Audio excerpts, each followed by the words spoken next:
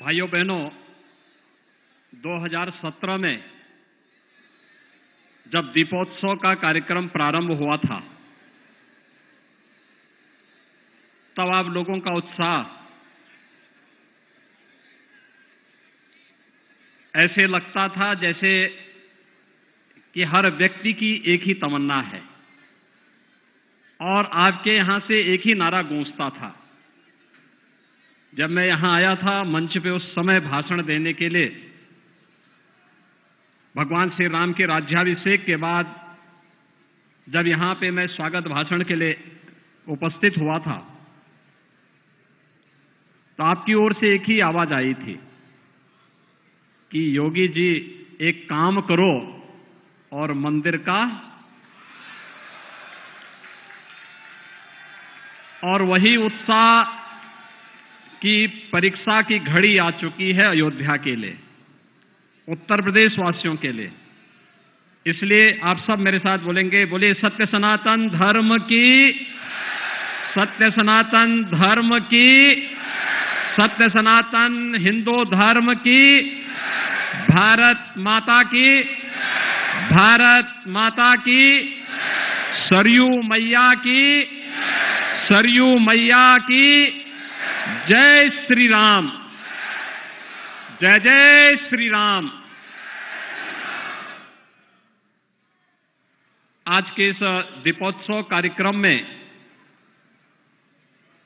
मर्यादा पुरुषोत्तम भगवान श्री राम के 14 वर्ष के वनवास के उपरांत की स्मृतियों को स्मरणीय बनाने के लिए और अयोध्या को उसका गौरव उपलब्ध करवाने के उद्देश्य से प्रारंभ राज्याभिषेक और दीपोत्सव कार्यक्रम के इस मुख्य समारोह में उपस्थित प्रदेश की माननीय राज्यपाल आदरणीय श्रीमती आनंदीबेन पटेल जी, प्रदेश सरकार में मेरे वरिष्ठ सहयोगी उप मुख्यमंत्री श्री ब्रजेश पाठक जी, श्री राम जन्मभूमि तीर्थ क्षेत्र ट्रस्ट के अध्यक्ष मणिराम दास छावनी के पूज्य महंत पूज्य नृत्य गोपाल दास जी महाराज, आज के इस समारोह में उपस्थित पूज्य संतजन जगत गुरु श्री सिद्धराचार्य जी महाराज, जगत गुरु श्री राघवाचार्य जी महाराज, जगत गुरु विद्याभास्कर स्वामी वासुदेवाचार्य जी महाराज, जगत गुरु पूज्य स्वामी विश्वेश प्रपन्नाचार्य जी महाराज, दिगंबर अखाड़ा के श्री महंत सुरेश दास जी महाराज, पूर्व सांसद वशिष्ठ भवन अयोध्या के श्री महंत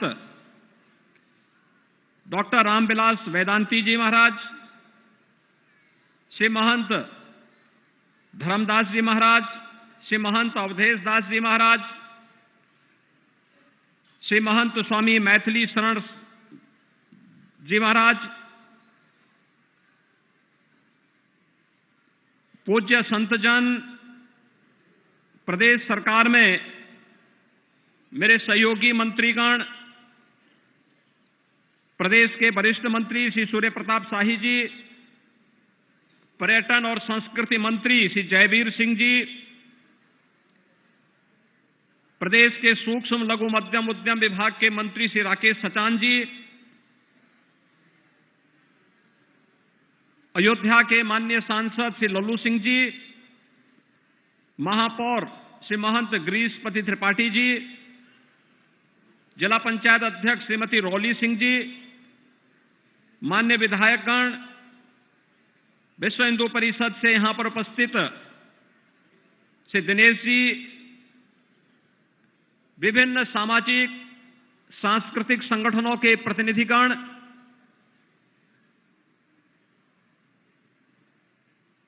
और उपस्थित सभी भाइयों बहनों, सबसे पहले अयोध्या वासियों को और प्रदेशवासियों को दीपावली की और इस दीपोत्सव की हृदय से बधाई देते हुए आप सबका मैं अभिनंदन करता हूं। हम सब ने अभी हजारों वर्ष पहले प्रभु श्री राम पुष्पक विमान से अयोध्या आए होंगे। उस दृश्य को संजीव बनाने के लिए प्रदेश सरकार के वाहन से एक हेलीकॉप्टर से प्रभु राम अयोध्या में आए। भरत मिलन का कार्यक्रम संपन्न हुआ और अभी माननीय राज्यपाल महोदय, पूज्य संतों और प्रदेश सरकार के मंत्रियों, अधिकारियों और सामाजिक जीवन से जुड़े हुए विभिन्न विभूतियों ने भगवान राम की अर्चना की। राज्याभिषेक के इस कार्यक्रम के हम सब साक्षी बने हैं। हम सब सौभाग्यशाली हैं कि इस कार्यक्रम के हम साक्षी बन रहे हैं। यह दुनिया के 100 से अधिक देशों में पूरा कार्यक्रम लाइव हो रहा है और हर जगह इस कार्यक्रम को दिखाया जा रहा है कि कैसे उस समय भगवान राम आए होंगे और कैसे पुष्पक विमान उतरा होगा और कैसे फिर देवताओं ने आकाश से पुष्प वर्षा की होगी। यह दृश्य भी आप सब ने आज यहां पर पुनः देखा होगा। भाइयों बहनों, आज से 7 वर्ष पहले जब हम लोगों ने अयोध्या के दीपोत्सव के कार्यक्रम का शुभारंभ किया था, एक असमंजस की स्थिति थी। कार्यक्रम होना है, नहीं होना है, दीपावली का अयोध्या के साथ जुड़ाव होने के साथ साथ इसका परिणाम क्या होगा। और उस समय सरकार के निर्णय, उस समय के हमारे सभी सहयोगियों ने मिलकर के पूज्य संतों के सहयोग से, जनप्रतिनिधियों के सहयोग से जिस कार्यक्रम को आगे बढ़ाया, आज वह उत्तर प्रदेश का और अयोध्या का एक न केवल बड़ा कार्यक्रम बना है बल्कि आदरणीय प्रधानमंत्री जी की एक भारत श्रेष्ठ भारत की परिकल्पना को साकार करता हुआ देश और दुनिया का एक यूनिक इवेंट भी बन रहा है। गत वर्ष हमारा सौभाग्य है, आदरणीय प्रधानमंत्री जी स्वयं इस कार्यक्रम के साक्षी बने। उनका मार्गदर्शन, उनका आशीर्वाद यहां आकर के मिला और आज उन्हीं के आशीर्वाद और उनके मार्गदर्शन और नेतृत्व में 500 वर्षों के इंतजार को दूर करते हुए अयोध्या में प्रभु राम के राम जन्मभूमि पर भव्य मंदिर के कार्यक्रम को भी हम सब अपनी आंखों से बनते हुए देख रहे हैं। और जनवरी माह के इंतजार में सभी संत, सभी भक्त, सभी श्रद्धालुजन उस इंतजार के लिए अपने आप को तैयार किए हुए हैं। इस दौरान हमने नई अयोध्या को बनते हुए भी देखा है। यानी आज के दिन पर केंद्र और राज्य सरकार का मिलाकर के 178 परियोजनाओं पर 30,500 करोड़ रुपए की धनराशि अयोध्या के विकास के लिए खर्च हो रहा है। याद करिए, 30,500 करोड़ रुपए अयोध्या के विकास को, और यह तो सरकार का पैसा, केंद्र और राज्य सरकार का पैसा है। भाइयों बहनों, निजी क्षेत्र में भी बड़ा निवेश यहां होने जा रहा है। कुल मिलाकर के आप देखेंगे तो जब तक रामलला अपने स्वयं के भव्य मंदिर में विराजमान होंगे, तब तक भाइयों बहनों अयोध्या धाम में लगभग 50,000 करोड़ रुपए की परियोजनाएं यहां पे मूर्त रूप लेती हुई दिखाई देंगी। 50,000 करोड़ का मतलब लाखों लोगों के लिए रोजगार के सृजन की व्यवस्था भी। अयोध्या ऐसे ही हर व्यक्ति इसके प्रति आकर्षित नहीं हो रहा है। भगवान ने स्वयं ही कहा कि अवधपुरी सम प्रिय नहीं सोऊ, यह प्रसंग जानहि को। यानी अयोध्या से अधिक प्रिय मेरे लिए और कोई नहीं। यह प्रसंग हर कोई नहीं जानता है।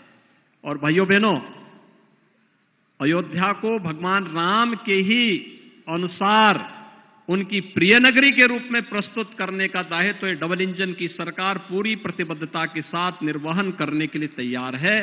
और पिछले 9.5 वर्ष से प्रधानमंत्री मोदी जी के नेतृत्व में पूरे देश में और उत्तर प्रदेश में पिछले 6-6.5 वर्ष से जिन कार्यक्रमों को हम लोगों ने यहां पर प्रभावी ढंग से लागू करने का कार्य किया है, वे सब भी आपके पास हैं। भाइयों बहनों, जिस अयोध्या के बारे में भगवान ने स्वयं कहा हो, जन्मभूमि मम पुरी सुहावनी, उत्तर दिशिबह सरजू पावनी, यानी जिस अयोध्या धाम की महिमा को प्रभु अपने श्रीमुख से गा रहे हो, उस अयोध्या धाम के लिए कुछ भी योगदान दे देना ये जन्म और जीवन दोनों को धन्य करने जैसा होगा।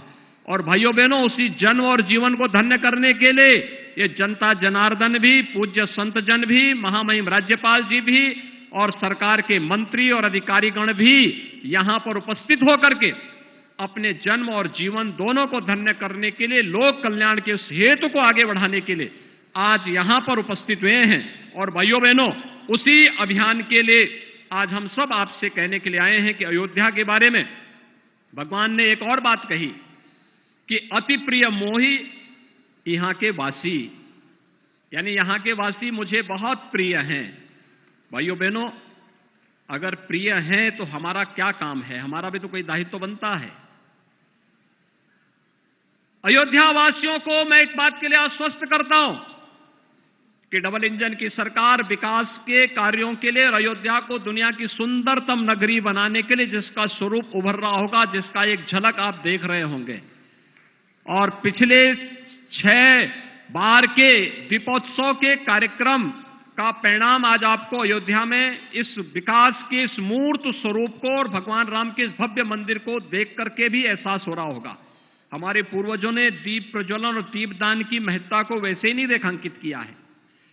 इसके आध्यात्मिक, इसके भौतिक महत्व भी है, इसके आदिदैविक महत्व भी है, और इन सभी महत्वों को रेखांकित करने के लिए ही हमारे यहां इसको एक धार्मिक कर्मकांड के साथ और आयोजनों के साथ जोड़ा गया और उसके परिणाम आज यहां पर देखने को मिल रहे हैं।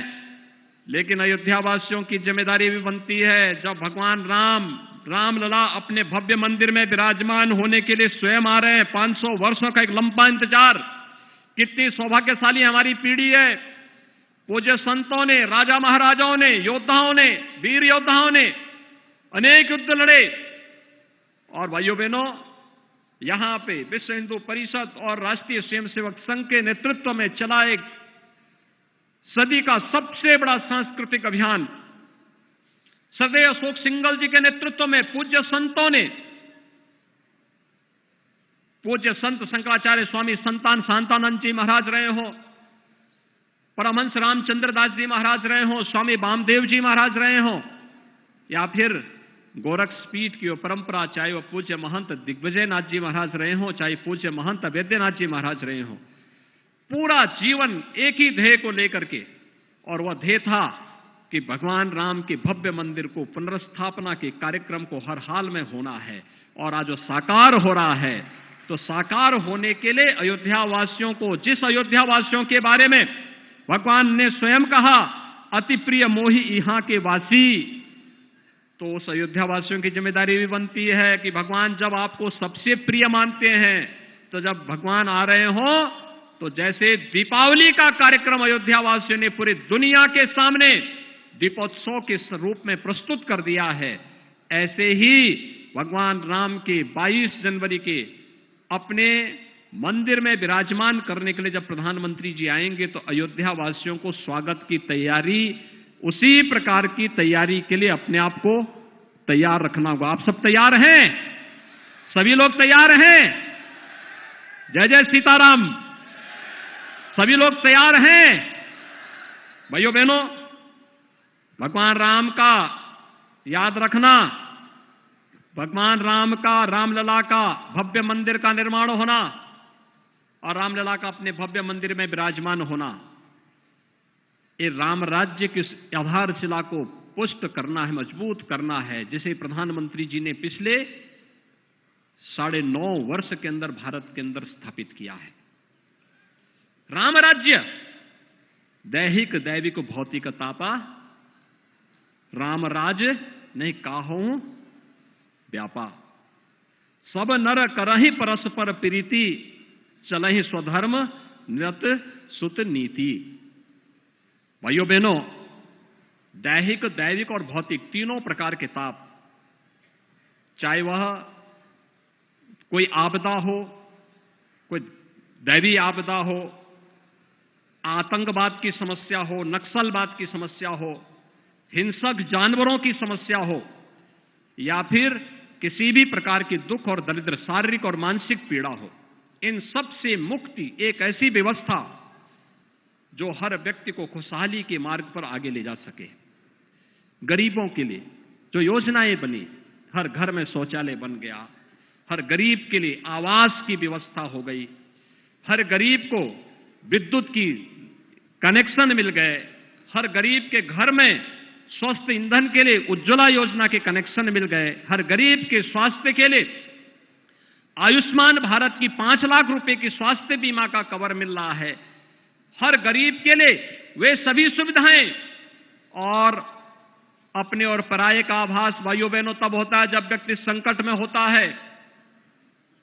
हमने पहले दीपोत्सव को पूरी भव्यता के साथ एक नई ऊंचाई तक पहुंचाते रहे, लेकिन अगले 3 वर्ष हमारे लिए कठिन थे जब कोरोना महामारी ने आ घेरा था, लेकिन तब भी हमने दीपोत्सव के कार्यक्रम को बाधित नहीं होने दिया। और हम तो आभारी हैं, माननीय राज्यपाल महोदय भी इस हर कार्यक्रम में भागीदार बनती थी। कितनी भव्यता के साथ ये सभी कार्यक्रम होते थे, और उस समय फ्री में टेस्ट, फ्री में उपचार, फ्री में वैक्सीन, दुनिया के अंदर वैक्सीन फ्री में देकर के कोरोना जैसी दुनिया की इस सदी की सबसे बड़ी महामारी को ऐसे समाप्त किया प्रधानमंत्री जी ने, जैसे छू मंतर होकर के एकदम वैक्सीन रामबाण साबित हो गई। भारत का वैक्सीन सबसे प्रभावी हुआ। मात्र 9 महीने के अंदर वैक्सीन बन जाना आज तक कभी नहीं बन पाया, अकेले भारत ने बना के दिखाया। ये नेतृत्व का गुण है।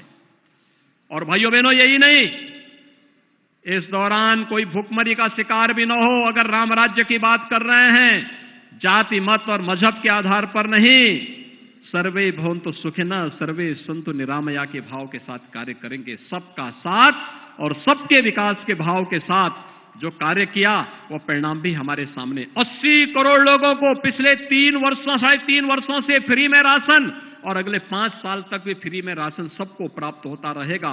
किसी को चिंता करने की आवश्यकता नहीं, क्योंकि डबल इंजन की सरकार भगवान राम को आराध्य मान करके, आदर्श मान करके कार्य कर रही है।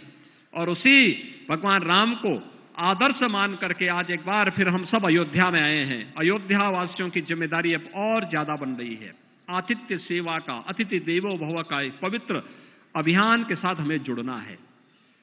याद रखना, अयोध्या में जितने पर्यटक और श्रद्धालु वर्तमान में आ रहे हैं, 22 जनवरी के बाद यानी मकर संक्रांति के बाद इसकी संख्या इससे 10 गुना होने जा रही है।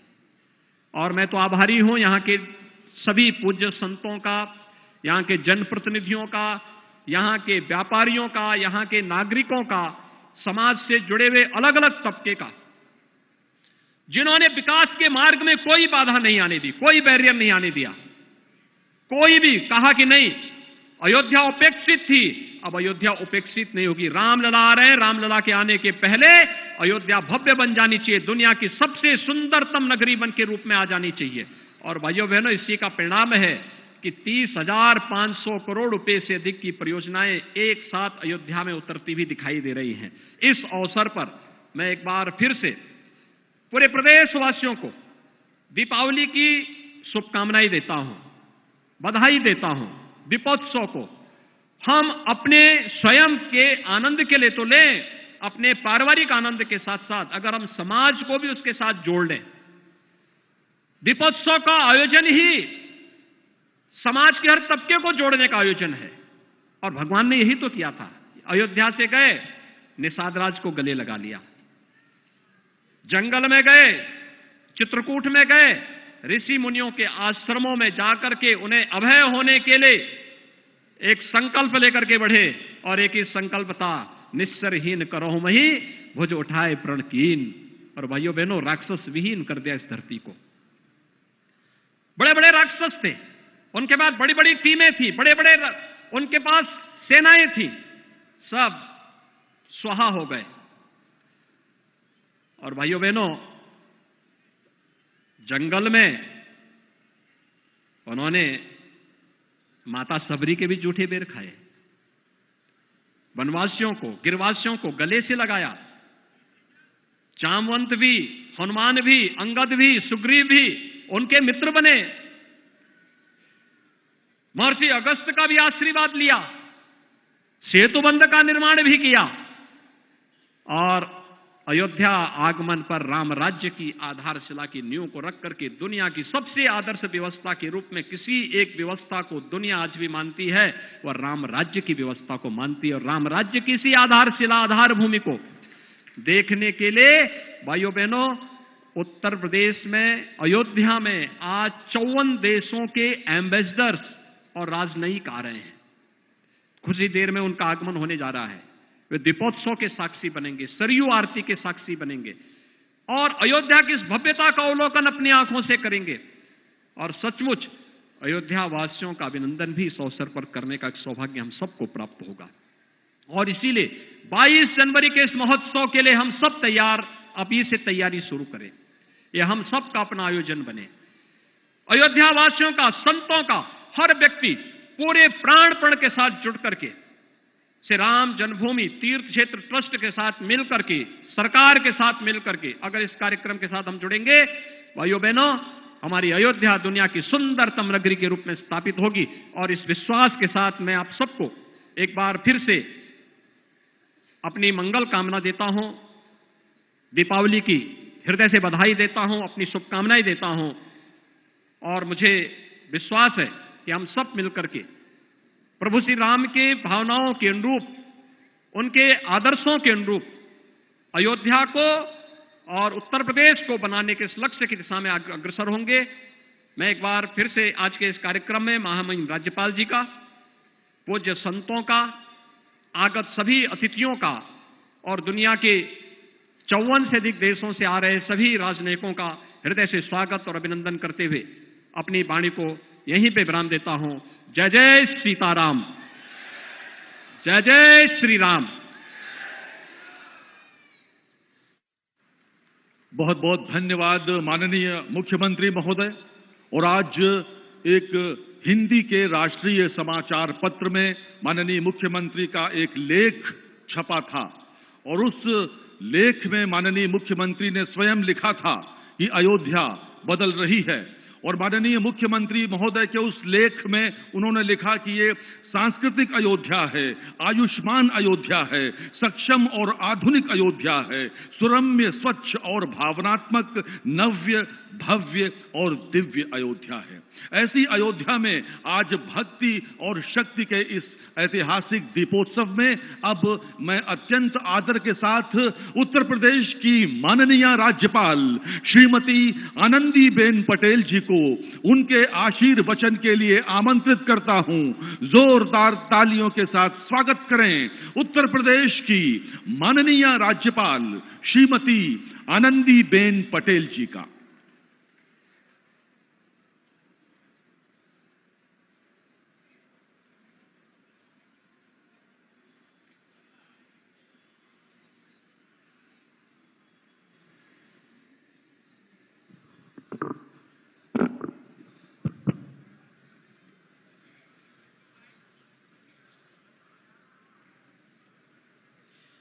उत्तर प्रदेश के यशस्वी मुख्यमंत्री आदरणीय योगी आदित्यनाथ जी, माननीय उप मुख्यमंत्री श्री ब्रजेश पाठक जी, पूज्य नृत्य गोपाल दास जी महाराज, माननीय मंत्री श्री जयवेशी जी, माननीय मंत्री श्री सूर्य प्रताप शाही जी, उपस्थित सभी संतगण, आमंत्रित सभी महानुभाव, अलग अलग देशों से आए हुए राजनयिक, देवी और सज्जनों,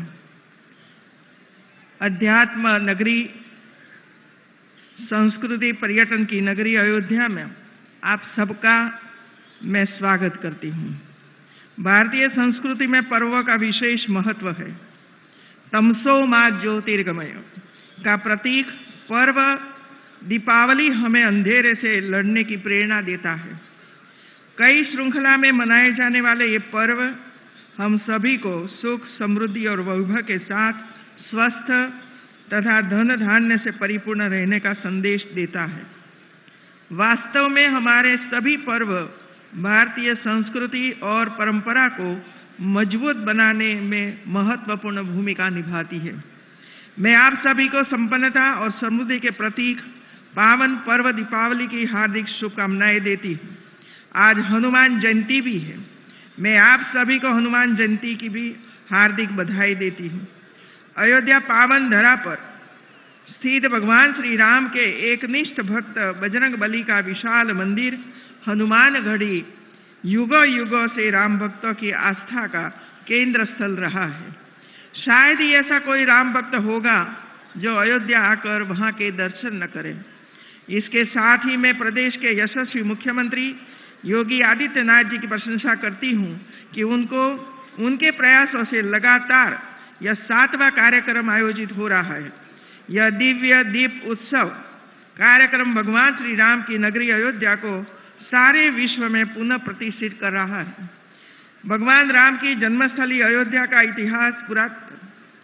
यहाँ के कण कण में राम विराजमान है।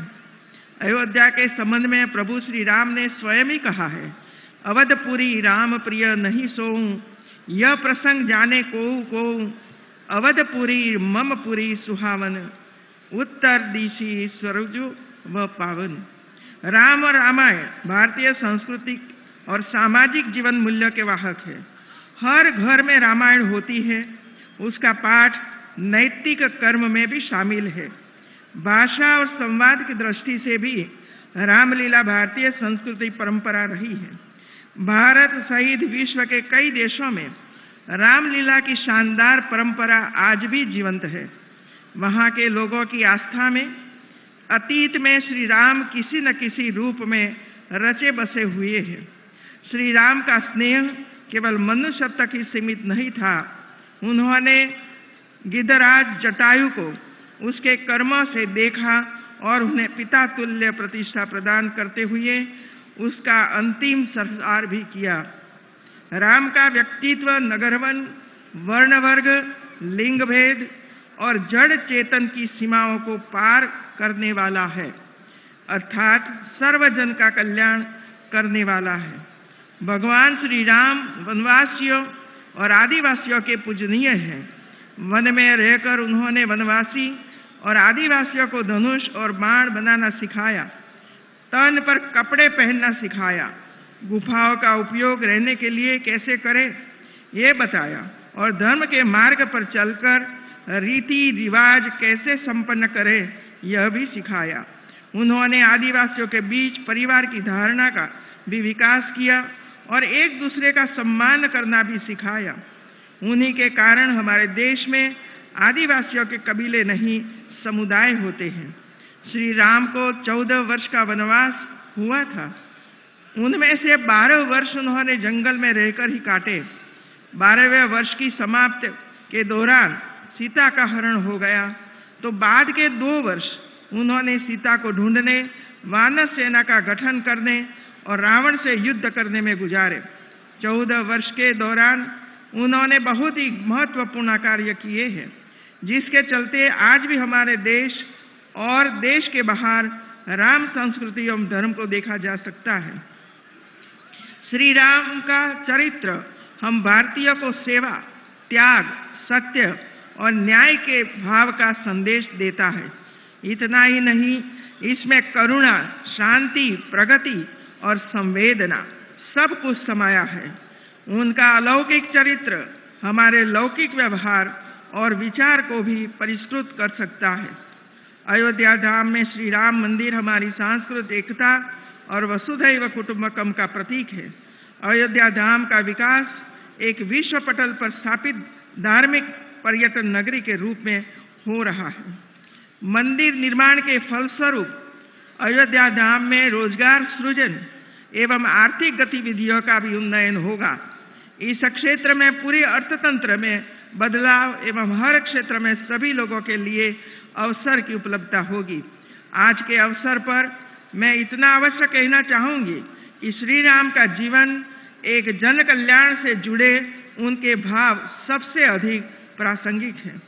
राम का जीवन ऐसे आदर्शों और संघर्षों का एक ऐसा श्रेष्ठतम उदाहरण है जिन्हें जन सामान्य अपने जीवन में उतारे तो सभ्य और संवेदनशील समाज की रचना की जा सकती है।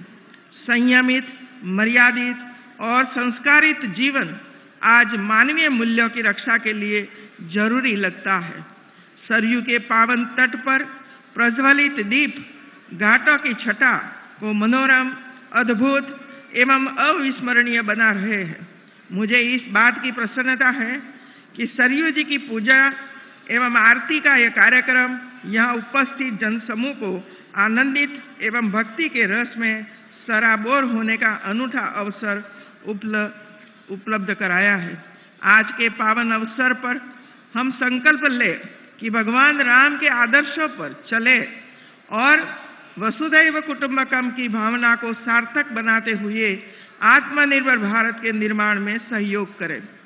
आज के अवसर पर मैं यह भी कहना चाहूंगी कि हर बार की तरह इस बार भी हमारे त्योहारों में हमारी प्राथमिकता हो वोकल फॉर लोकल और हम सभी मिलकर आत्मनिर्भर भारत के सपने को पूरा करें। दिवाली के लिए हम ऐसा सामान खरीदें जिसमें मेरे किसी देशवासी के पसीने की महक हो, मेरे देश की किसी युवा का टैलेंट हो, उसके बनने में मेरे देशवासी को रोजगार मिला हो। वैसे भी हम सभी लोगों को रोजमर्रा की जिंदगी की कोई भी आवश्यकता हो तो हम लोकल सामान को ही प्राथमिकता दें। अगर लोकल सामान खरीदते हैं तो मेक इन इंडिया को बढ़ावा मिलता है। मेक इन इंडिया से ही विकसित भारत का सपना साकार होगा। हम सब जब भारत में बने भारतीयों द्वारा बनाए गए उत्पादों से अपनी दिवाली रोशन करेंगे और अपने परिवार की हर छोटी छोटी आवश्यकता लोकल से पूरी करेंगे तो दिवाली की जगमगाहट और ज़्यादा बढ़ेगी। इसके साथ ही उन कारीगरों की जिंदगी में एक नई सुबह आएगी और उनका जीवन शानदार बनेगा। अंत में मैं आप सभी को एक बार फिर दिवाली की पर्व की अनेक अनेक शुभकामनाएं देती हूँ। आप सभी परिवार सहित खुशियाँ मनाएं, स्वस्थ रहे, आनंद में रहे, यही मेरी शुभकामना है। जय हिंद, जय श्री राम।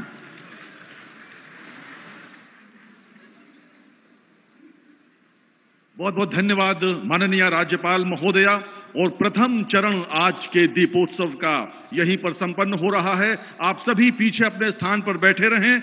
हमारे जो सम्मानित साधु संत हैं वो अपने बाईं ओर से स्थित गेट नंबर 1 से प्रस्थान करेंगे। आपके लिए बाहर वाहन प्रतीक्षा में हैं और दीपोत्सव में सरयू के घाट पर भगवान के श्री चरणों में संतों के बैठने की विशेष व्यवस्था है। बाईं